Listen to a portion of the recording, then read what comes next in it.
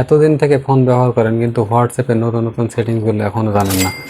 আজকে আমি আপনাদের হোয়াটসঅ্যাপের নতুন একটি আপডেট সেটিংস দেখিয়ে দেব এবং এই সেটিংস করার পরে আপনার সাথে যারা যারা কথা বলবে আপনার সেটিংয়ে এসে তারা দেখে অবাক হবে এবং আপনাকে বলতে বাধ্য হবে যে বস কীভাবে সেটিংসগুলো করলেন, আমাকেও করে দেন। কি বিশ্বাস হচ্ছে না?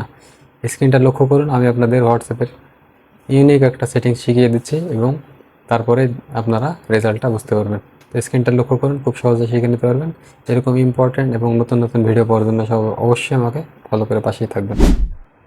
কাজটি করার জন্য আপনারা চলে আসবেন হোয়াটসঅ্যাপে। আসার পরে এখান থেকে আপনারা 3 লাইন মেনু পাচ্ছেন। এই 3 লাইন মেনুতে একটা ক্লিক করে দেবেন। তারপর এখান থেকে পাবেন সেটিংসে একটা ক্লিক করে দেবেন। তারপর একটু নিচে আসার পরে এখানে পাবেন চ্যাট, এখানে একটা ক্লিক করে দেবেন। তারপর এখান থেকে আপনারা পাচ্ছেন ডিফল্ট চ্যাট থিম, এখানে একটা ক্লিক করে দেবেন। এখানে আপনারা পাবেন ওয়ালপেপার, এখানে একটা ক্লিক করে দেবেন। তারপর এখান থেকে আপনারা সোর্স ফ্রম গ্যালারি, এখানে একটা ক্লিক করে দেবেন। তারপর আপনারা গ্যালারির থেকে আপনাদের পছন্দ মতো একটা ছবি আপনারা এখানে সিলেক্ট করে নেবেন।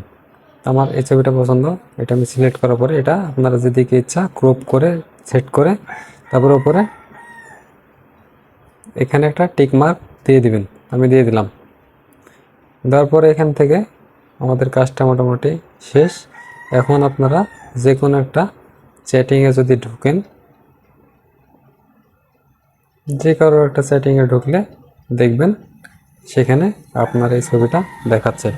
তো এটা দেখার পর অবশ্যই আপনার বন্ধু বান্ধব ফ্রেন্ডরা আপনাকে বস বলতে বাধ্য হবে এবং আপনার থেকে এটা কীভাবে করলেন করে নেওয়ার জন্য বলবে।